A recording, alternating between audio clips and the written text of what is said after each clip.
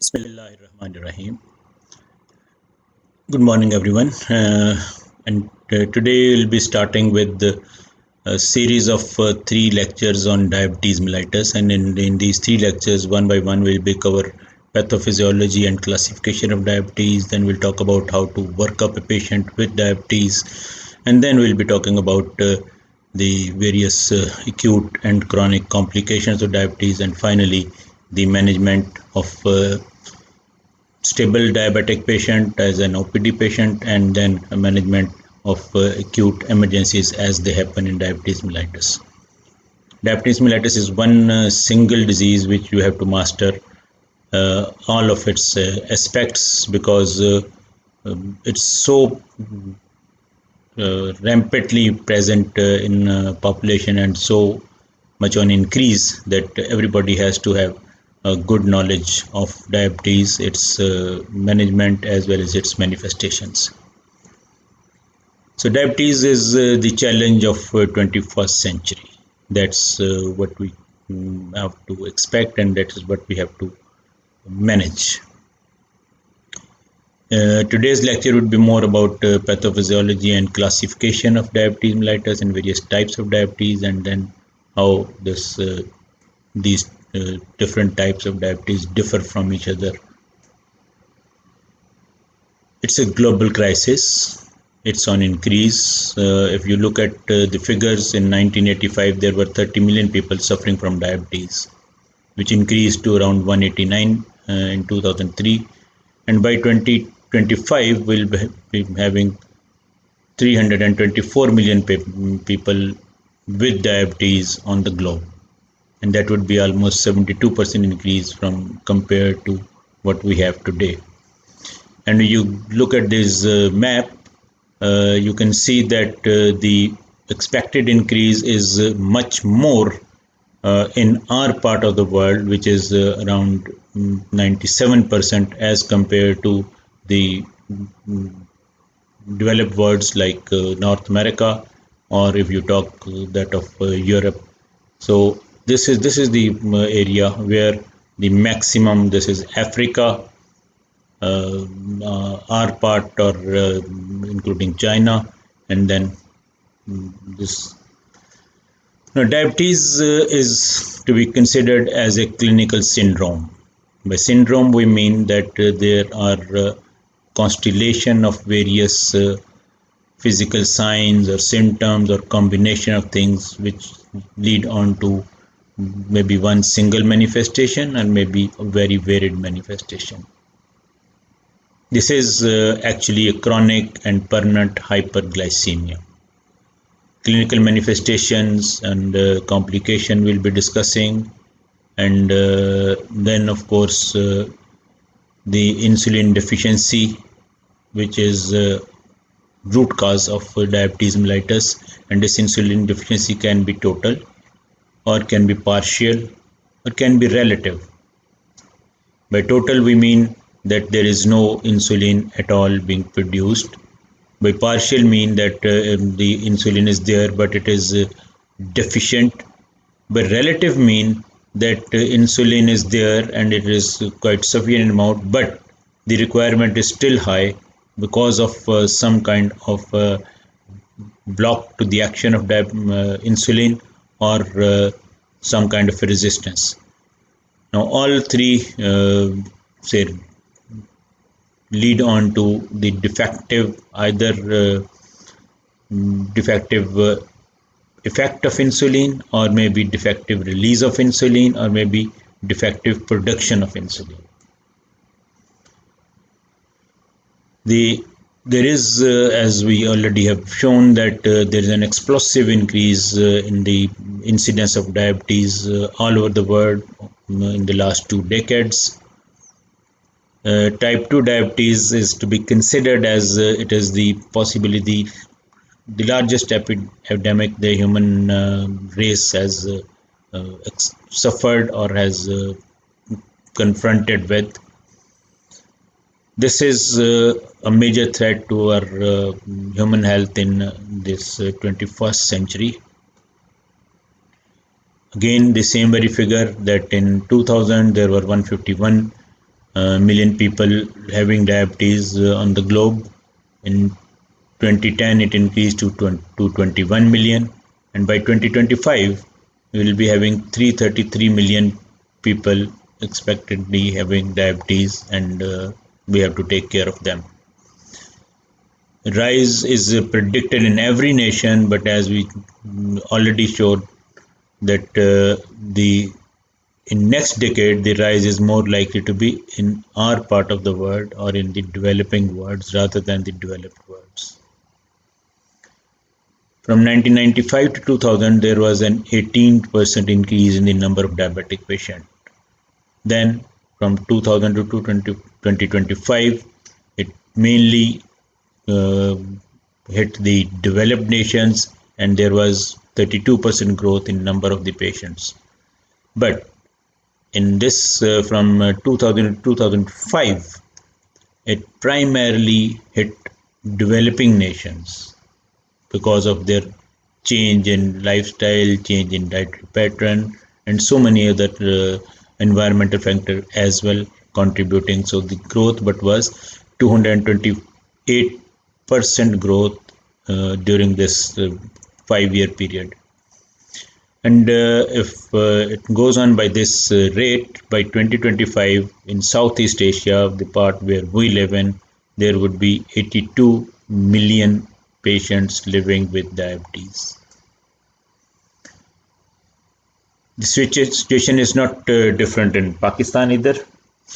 In 1995, the Pakistani data showed that we had 4.3 million diabetics. In 2005, we had 7.2 million diabetics.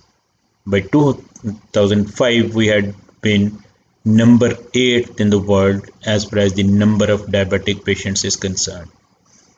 But look at the figure that by 2025, our number of patients would rise to around 15 million and will be the fourth largest population of diabetic patient having in the world. As far as the classification of diabetes goes, the American Diabetic Association 2004 classified or grouped diabetes into 4 types: type 1, type 2, other specific types of diabetes, and gestational diabetes. Now, this type 1 diabetes was further classified or grouped into type 1A and type 1B. This classification of diabetes is based on pathogenic as well as etiologic processes. Previously, we used to call diabetes as insulin dependent diabetes and non-insulin dependent diabetes, but both these terms have become obsolete. You can have a patient presenting in early age with non-insulin dependent or type 2 diabetes, or we call as maturity onset diabetes of the young, and similarly you may have late onset diabetes of adult, late autoimmune diabetes of adult, which would be insulin dependent. So again, age is also no criteria. The juvenile onset diabetes or adult onset diabetes terminology which we previously used again is not in vogue. As already said, that a juvenile patient may have adult type of diabetes starting in very young age, and on the contrary, an adult patient may have an autoimmune type of or insulin dependent type of diabetes starting at late age. Now, the main classification now for diabetes is type 1 and type 2. And note it, this type 1 and type 2 is written in Arabic numericals, not in Roman numericals, right? It is type 1 and type 2 rather than the Roman type 1 or type 2. In type 1, the main pathology behind this its region or onset is beta cell destruction. Now you know the pancreas as the exocrine component and the endocrine component, and endocrine portion contains of islets of Langerhans, and these islets of Langerhans have both alpha and beta cells, and these are the beta cells which are responsible for production of insulin. In fact, they first produce proinsulin, which is then converted into insulin, and this beta cell uh, production of insulin is regulated through blood glucose levels. And now, if there is these beta cells are destroyed, and this destruction may be because of an autoimmune process leading on to antibodies formation against those beta cell or islets of Langerhans, and then if it is autoimmune, it is called as type 1A or autoimmune type of diabetes mellitus or type 1 diabetes. But when this beta cell destruction is of no known cause or idiopathic, we don't know, there are no antibodies to be found, then it is called as type 1B. In type 1A diabetes mellitus, there is an autoimmune beta cell destruction, and this autoimmune process may be have some genetic basis or genetic factors to account for. Sometimes there may be environmental factors, maybe some viral illness leading on to formation of antibodies, and these antibodies may cross-react with the beta cell of the pancreas. And then there may be an autoimmune factors as well. If you look at this figure, the natural history of type 1 diabetes mellitus is something like this. You may have, as we said, a genetic predisposition to possibly develop diabetes if you harbor HLA-DQB or DR3 or DR4, say HLA antigenicity. You are more likely to have type 1 diabetes. Then those who are genetically predisposed may have some precipitating environmental insult in the form of some microbial infections, maybe some chemicals playing their role, maybe some drugs playing their role, and maybe some dietary factors. Add to it that there may be autoimmune process by beta cell antigen presentation, and this antibodies formed against that. There may be some T cell activation, some say CD8 cells, or which are say produced from the T cells or from the B cells. They may be there. There may be activated NK cells or macrophages. There can be cytokines, interleukin 1, TNF alpha, and some inflammation of the insulin producing cell by called as insulitis, or there may be cell destruction. Now, these are all various proposed immune mechanisms which may be operative in this process. And finally, if there is this site, there may be detectable antibodies to CAT65, ICA512, IA or IA2 and IA2B beta antigens or insulins. Now, these are the various say interplay of factors which may lead on to this. Now, if you look at that, someone if may have it almost total 100% of beta cell mass functioning and normal insulin reserves, it may be somewhere over here. But with each passing year, there is gradual destruction and maybe some regeneration of the beta cells as well, and this lead on to that the beta cell mass may keep on fluctuating but keep on gradually decreasing till to a critical level when this mass is reduced to just 5 to 10% of the original beta cell say mass. Now, till this is from 100% to around 90%, there is usually a fluctuating level of blood glucose and serum insulin. Serum insulin sometimes may be higher, some regeneration, some plasma so glucose level being maintained or hemostasis maintained, till a period comes that when it drops to below 10%.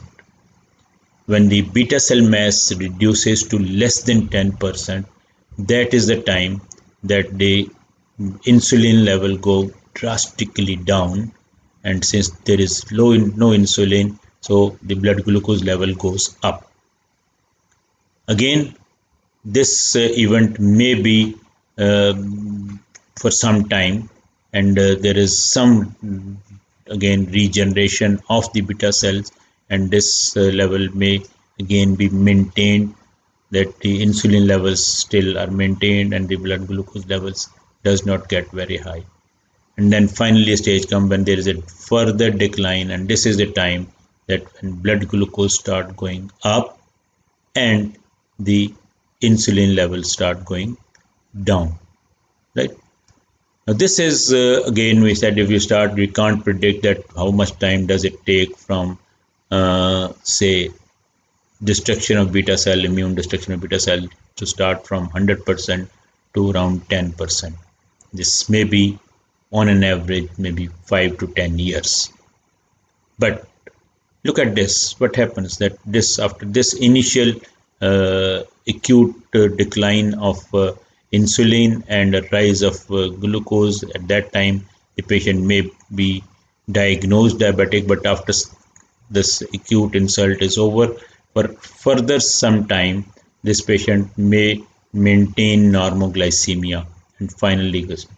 Now this period after the initial diagnosis of type 1 diabetes mellitus, and then some period of normalcy and then final decline, is usually labeled as honeymoon diabetes. There is clinical diabetes, the patient for some time is not uh, or does maintain normal glycemia and finally declines again. Now this is what we called as the honeymoon phase of the type 1A diabetes. There is a transient temporary improvement in beta cell function, which may be because of that the acute decline was because of some acute inflammatory process which went on, or was controlled, and then some beta cell function was restored, and this maintained euglycemia or near normoglycemia for further few months to a year. But again, this is important that once patient has been diagnosed to be uh, type 1 diabetic, he needs to be continued on insulin even with this through this honeymoon period, so that he does not have say a very rapid decline in his clinical status. As far as type 1b diabetes mellitus, type 1a we said was because of the autoimmune destruction of the beta cells. But this destruction of beta cell can be non-immune mediated as well. It can be idiopathic. And such patients, of course, would not have this immunological markers like GAD65 or GAD67 or ICA512 or ICA or IA. The type 1 diabetes, if you talk of the international world prevalence, this highly prevalence in Scandinavian countries like in Sweden, in Norway, in Denmark, Finland. These are the countries where you have the maximum number of type 1 diabetics, and for each 100,000 population, there are almost 35 patients with type 1 diabetes in those areas. When it comes down to Northern Europe and to United States of America or Northern America, again the ratio is less as compared to Scandinavia, but still almost 8 to 17 people for each 100,000 population. Going down further toward the east, the Pacific Rim or Japan and China, the number of diabetics for 100,000 population is around 1 to 3. Now, type 2 diabetes is totally different ball game. It is not lack of insulin. It is not destruction of it. It is insulin resistance. By that we mean that there is a normal or in fact supernormal production of insulin. Insulin is there in quite large amounts, but the receptors on which it has to act, they do not accept it. There is some kind of a binding of those receptors with some other agents, which does not let insulin to work. Now, this is what we call as insulin resistance, and insulin resistance is a whole say combination of various other factors which we'll be seeing in just a moment. In addition to this insulin resistance, there can be some beta cell dysfunction. By dysfunction, you mean that they do produce insulin which may be either deficient or which may be either not purely functional. Or, as we know, that the glucose in the blood comes from three sources. One, primarily, the you can say maybe the two sources. One is what is being produced by the liver through gluconeogenesis or through consumption of fats and proteins, and then uh, how is it consumed, and the consumers are primarily the muscles, right? So there may be, say, dysregulated hepatic glucose production or increased gluconeogenesis because of some liver dysfunction. And there sometime can also be that there is an abnormal intestinal glucose absorption, right? There is a system called as incretin system, that when you take food in, there is a stimulus from there to produce an incretin, and this incretin then gives a signal to the brain, which is to the satiety center, that which reduces the gastric motility, which reduces produces a feeling of fullness, and halt the absorption of glucose from the gut. And similarly, this incretin also leads on to a signal to the pancreas to release of insulin when the food passes into the small intestine or into the duodenum. Now, all these factors may be playing. There may be an insulin resistance, there may be beta cell dysfunction, there may be uh, increased amount of glucose being produced over and above its demands by the liver through glycogen breakdown, and there may be something wrong with the intestinal glucose absorption, that the glucose may be absorbed more avidly in some individual, or sometime it may be the lack of incretin, which may lead on to lack of satiety and more eating. As we said, that type 2 diabetes mellitus is primarily characterized by insulin deficiency or insulin resistance, not absence. Absence was in type 1 diabetes. Now, type 2 diabetes is a whole lot different things. And if you look at this diagram, you have on one end there are some inherited and acquired fact which leads on to insulin deficiency from the pancreas, and this is contributing towards hyperglycemia, right? Then there may be something wrong with the liver, with more utilization of fats and increased release of free fatty acids. Now, free fatty acids, they themselves may have a toxic effect onto the pancreas, leading on to further insulin deficiency, further hyperglycemia, right?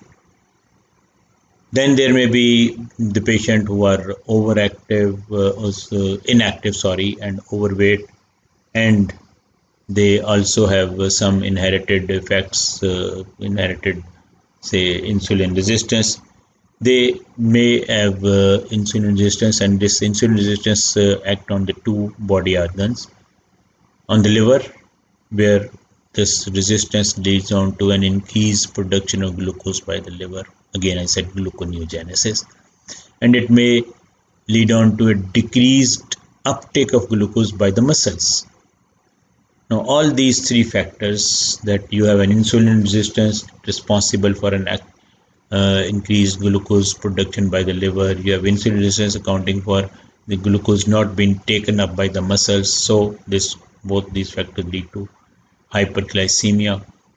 Insulin deficiency contributes to it, and none. This hyperglycemia per se itself is damaging to the pancreas or the pancreatic tissues.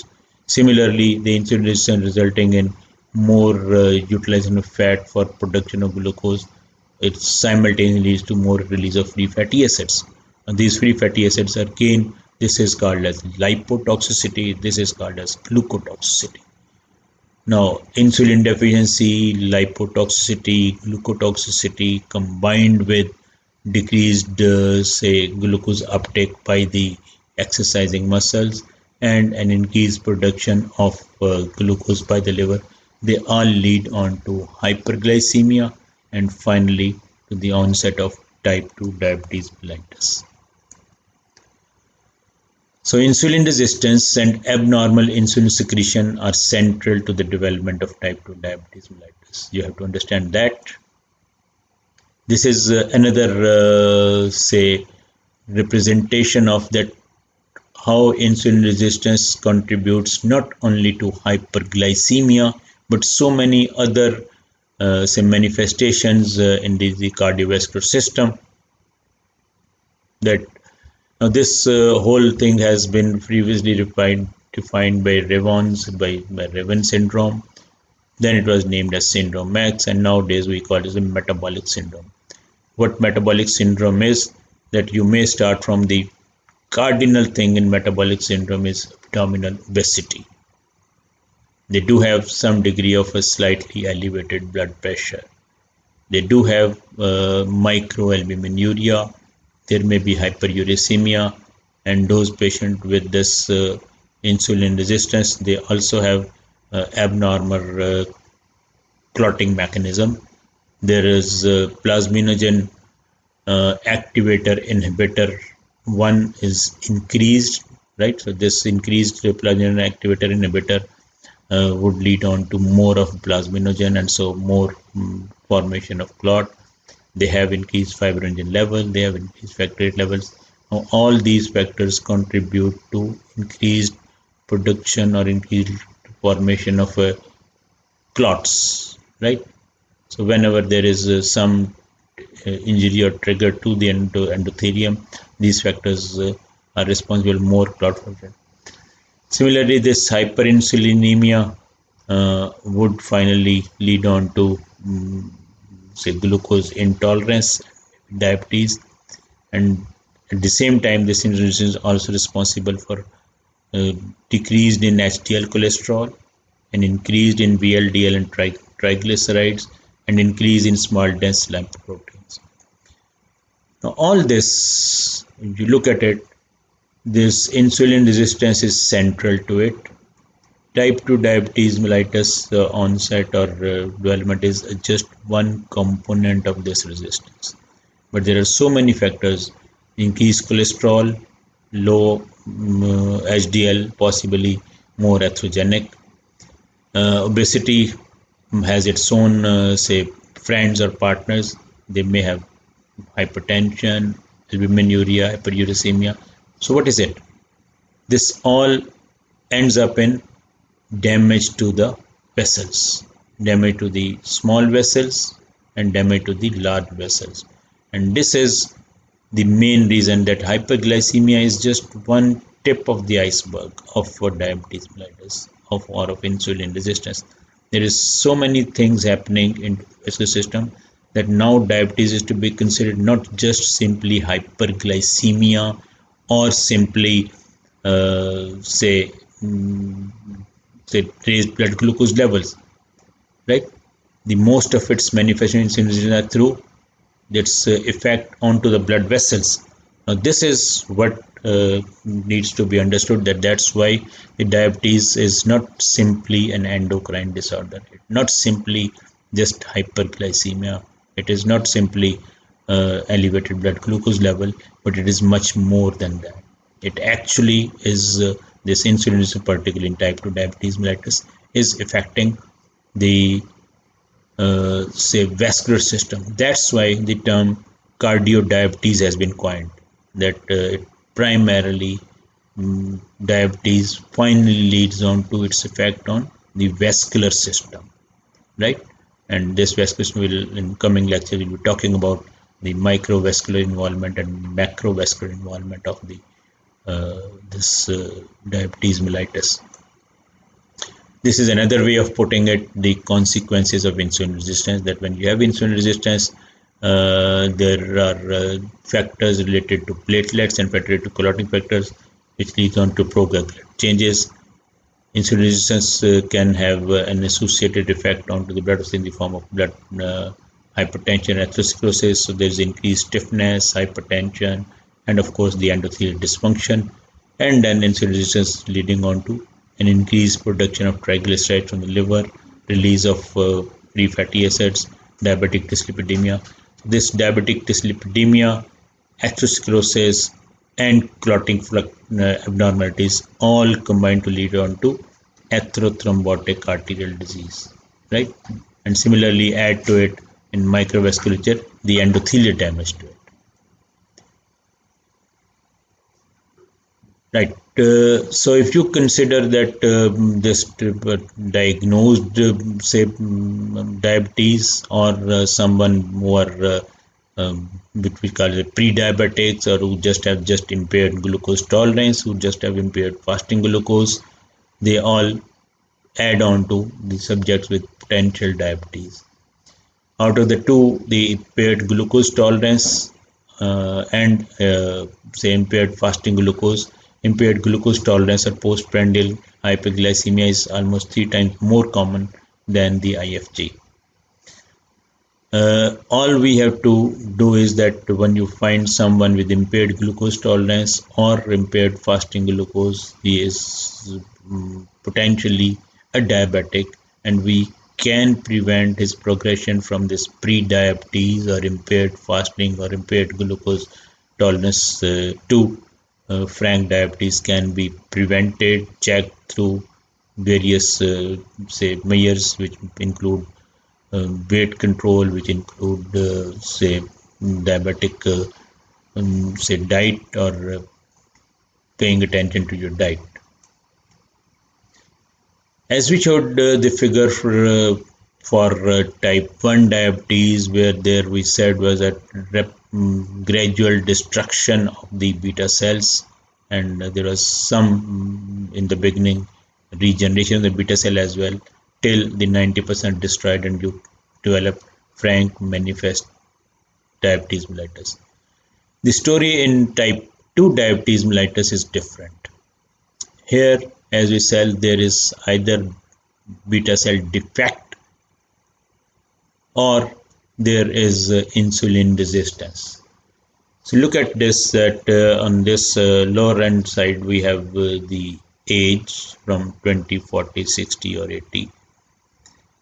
Right, so at birth, as you keep on growing old, the serum insulin levels keep on increasing, and same is the case with insulin resistance, which also keep on increasing with the age.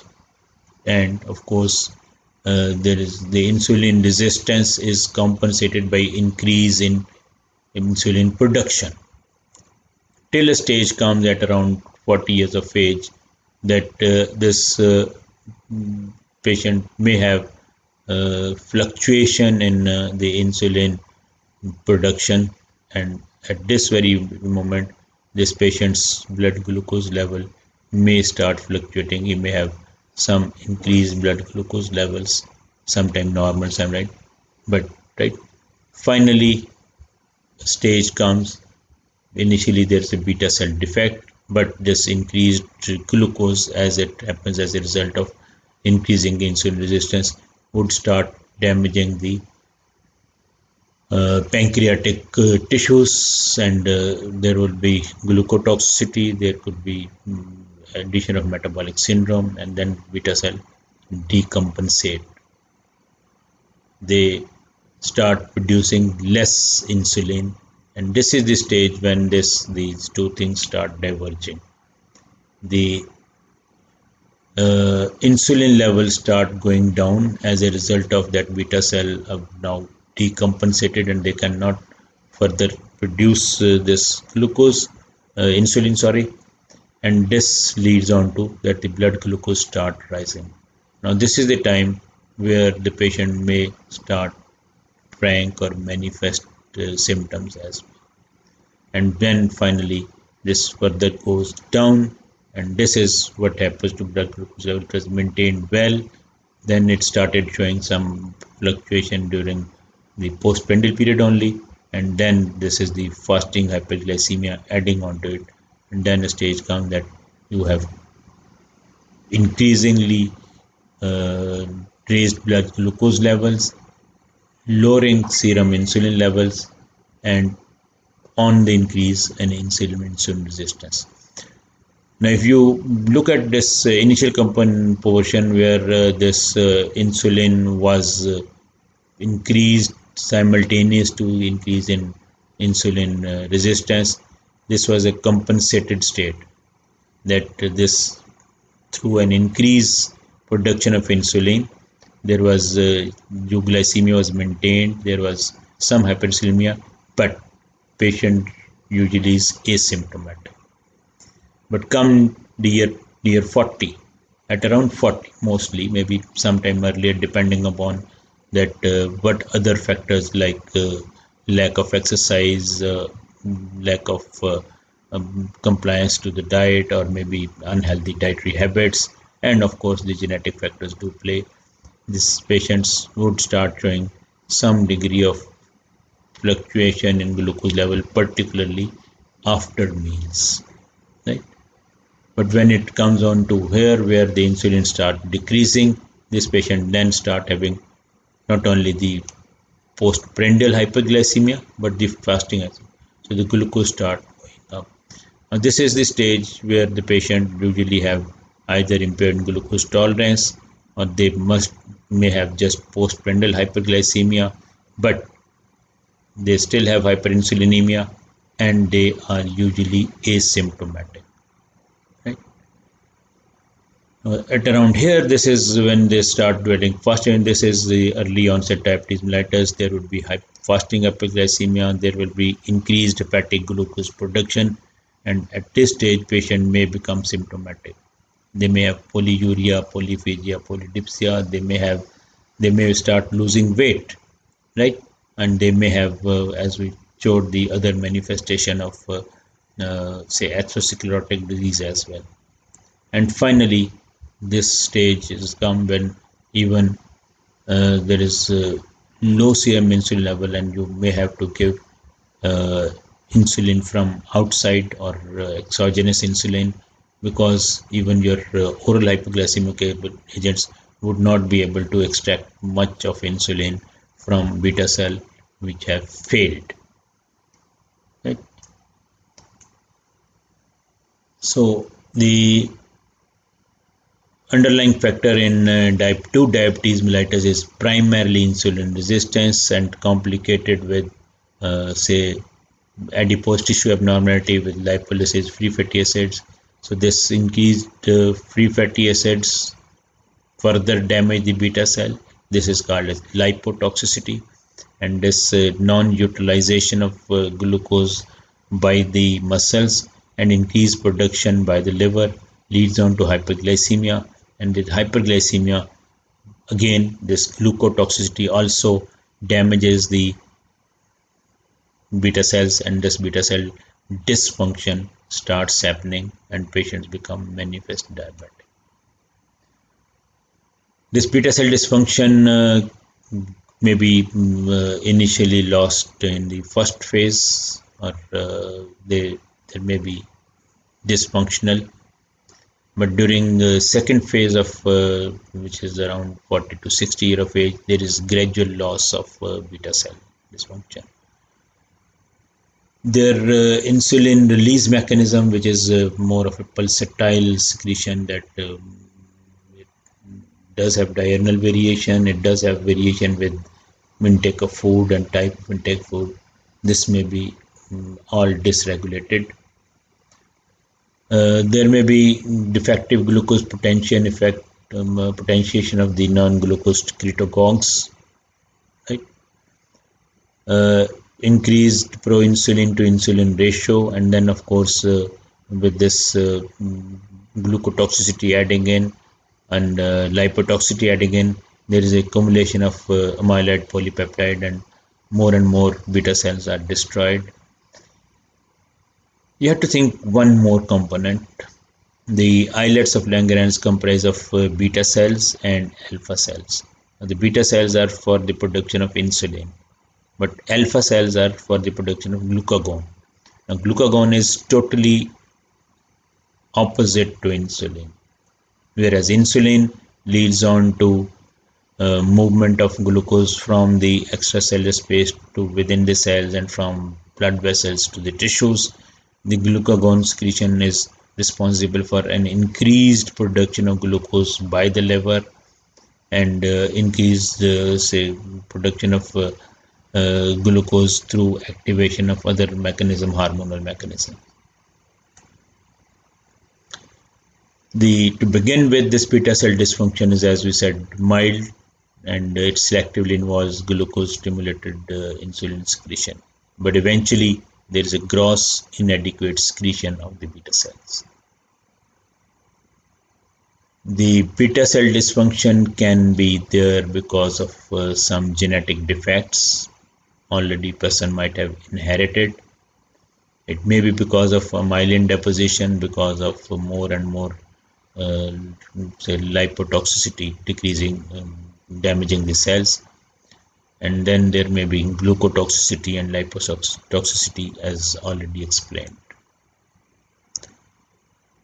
Now, glucolipatosis, the reversal of glucolipticity and lipotoxicity, can improve the metabolic control and facilitate the favorable therapeutic outcome. And how can we do that? We probably can do that by increasing the physical activity and exercise and probably controlling the free glucose intake by the gut. Apart from the type 1 and type 2 diabetes discussed so far, and type 1 further being labeled into type 1A and type B, there are some other specific type of diabetes mellitus which are not solely because of either insulin absence or insulin, say, defective release, or because of insulin resistance. Now, there are some genetic defects of beta cell function, and these can be responsible for diabetes.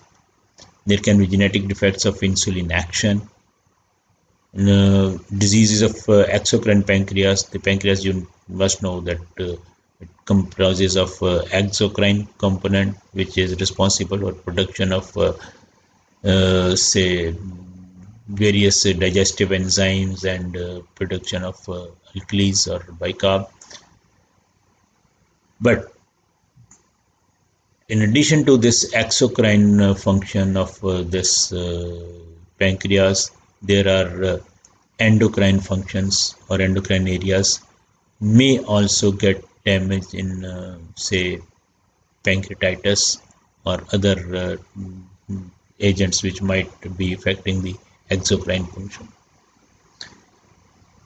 Endocrinopathies would mean that there are other hormones which either negate or counter the effect of insulin or does not let insulin to work on it. You are all familiar with the cortisol or steroids. They do have, say, a tendency to increase on to catabolism of various tissues and increase on to hepatic gluconeogenesis. Thyroid hyperthyroidism, again, the thyroxine does have an more like a anti-insulin type effect, and then you can have uh, adrenals, apart from adrenals and this thyroid, growth hormone. Now, growth hormone again is one single thing which possibly can lead on to hyperglycemia. Sometimes infections, particularly of the pancreas, may be responsible for some damage. And there are some uncommon forms of immune mediated diabetes as well. There are some certain genetic syndromes which may be associated with diabetes. So you have to keep all this in mind that apart from type 1, type 2, there these some special or specific type of diabetes can be kept in mind. Sometimes these chemical agents or drugs may also induce hyperglycemia, particularly the pentamidine, protease inhibitors used for HIV, alpha interferon, nicotinic acid, steroids, thyroid hormones, as already described, diazoxide, and then this phenytoin or beta agonist. They all can uh, or have the potential to either lead on to hyperglycemia, or they may be unmasking the underlying diabetes in someone who is not yet manifest the symptoms or does not have hyperglycemia developed. The fourth type of diabetes, as per ADA 2005 recommendations, is to be labeled as gestational diabetes mellitus. During gestation or pregnancy, you have two lives to be looked after, mother and the child in the womb. And elevated glucose levels in the mother may lead on to, say, hyperglycemia in the fetus as well, and this fetal hyperglycemia would lead on to a more release of, say, fetal insulin, and that's why that these because of these insulin having more of a protein, say, production, say, mechanism, may lead on to high birth weight babies being born by these mothers who have gestational diabetes mellitus. Now, it's that very reason that both mother as well as the fetus are at risk when uh, either there's gestational diabetes or diabetes of non-gestational type, which was already there but was already unmasked during gestation. We have to have identified those women who are more at risk of developing gestational diabetes, because its management during the pregnancy or during the perinatal and immediate postnatal period would be important, because it would risk both mother as well as the fetus. And so those women who had a previous history of gestational diabetes, of course, they are likely to have diabetes in this or subsequent pregnancies as well. Those who are obese, they are at risk of developing gestational diabetes. Those who show mild glycosuria on routine urine checkup, they also need to be screened.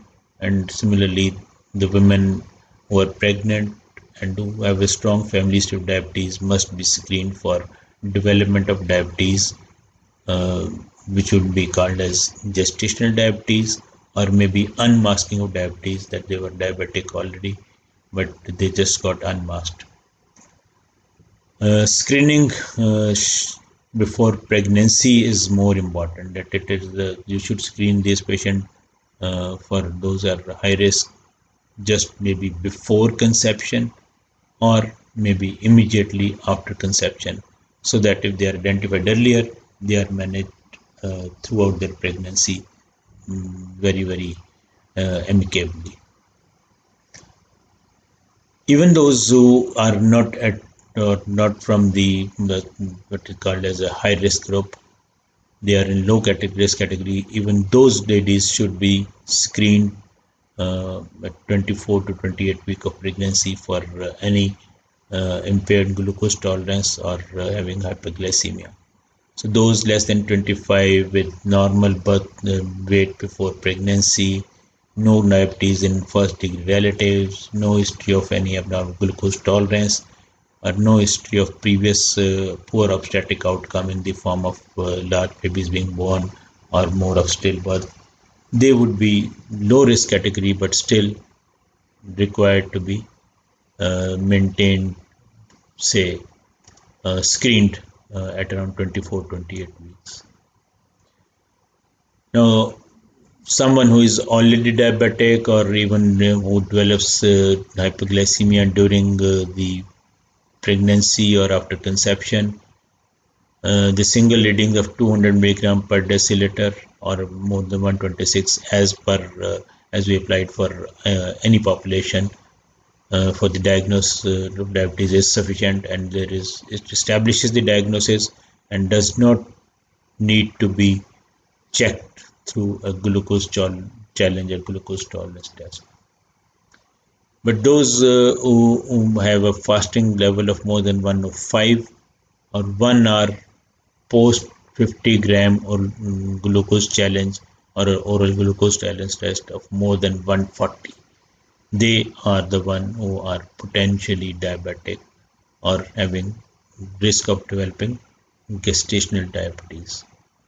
This then can be just a correction. This is 100 gram, not 100 milligram, right? So you ask your patient to take 100 gram of oral glucose or glucose by mouth in the form of a syrup or any, say, liquid, uh, and then we check their blood sugar level at first at fasting, then at 1 hour, 2 hour, and 3 hour. So anyone who had a fasting glucose of 95 milligram or above, or 1 hour post 100 gram glucose challenge of more than 180 or more than 155 milligram per deciliter at 2 hours after this oral glucose tolerance test using 100 gram glucose, or 3 hour reading is 140.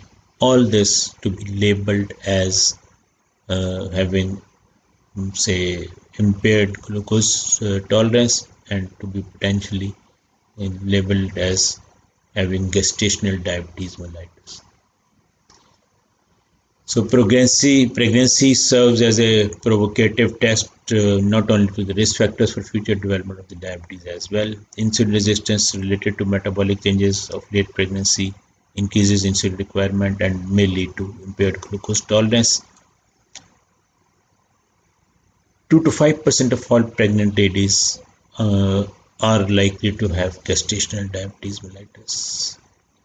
Most of the women after the after the completion of pregnancy or after delivery or maturation, they may tend towards normal glucose tolerance and they may not require any treatment. But all these patients should be again checked for diabetes at around 6 months after postpartum. And there is 30 to 60% risk of developing diabetes in those women who had gestational diabetes, although which was normal after the delivery took place. These 30 to 60% of them are likely to develop diabetes later in life. There are more chances of developing diabetes mellitus after this gestational diabetes if they are obese. Almost 50% of these obese would develop that. And the lean, 25% of the lean women are likelihood of developing diabetes maybe within next 20 years period. So this one is okay for this diabetes and its classification and pathogenesis. Next lecture will be covering the how to screen, how to diagnose, and then the continued care of patient with diabetes mellitus. Thank you very much for being attentive.